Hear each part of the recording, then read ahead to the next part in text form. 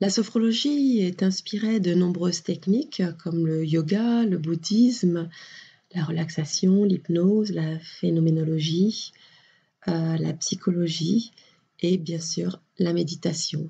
Alors pour parler des différences et comprendre les différences entre la méditation et la sophrologie, il convient déjà de parler des points communs, ce qui vous permettra de mieux comprendre, mieux saisir vers quelle technique vous souhaiteriez éventuellement vous diriger, ou la méditation ou la sophrologie. Un des points communs entre la sophrologie et la méditation, ce sont les champs d'application. Alors principalement, on y aborde donc la gestion de stress, des émotions, la gestion des douleurs, des phobies, des addictions. Ces deux méthodes en fait permettent d'avancer vers une meilleure connaissance de soi et aussi de travailler sur la concentration. Un autre point commun des deux méthodes est que les séances et les pratiques sont guidées par la voix de l'enseignant, tout au moins au début.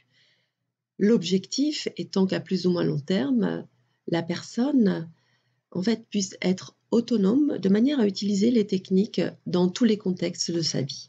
Un autre point commun de la méthode est le temps présent.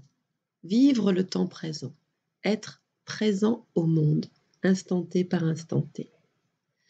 Nous nous mettons donc à l'écoute de nous-mêmes, de nos sens, nos sensations, de ce que nous vivons, de notre corps, que ce soit agréable, peu agréable. Nous écoutons, nous accueillons comme cela vient, sans jugement ni a priori, de manière à mieux comprendre, mieux accepter et in fine à libérer nos tensions, nos blocages et nos résistances. À être plus attentif à notre respiration, à la manière dont nous respirons, de ce que nous vivons au travers de notre respiration.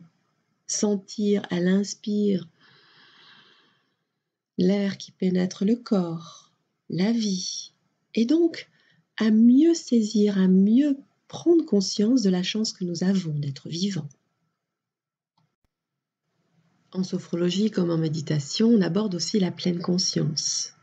Alors à ce stade, effectivement, vous allez me dire qu'est-ce qui peut me faire choisir entre la sophrologie et la méditation. La différence fondamentale est que la sophrologie travaille sur les 3 temps. Donc le passé, le présent, le futur. Le passé avec ses expériences passées, ses souvenirs, ses conditionnements. Donc le présent, point commun avec la méditation, nous venons de l'aborder.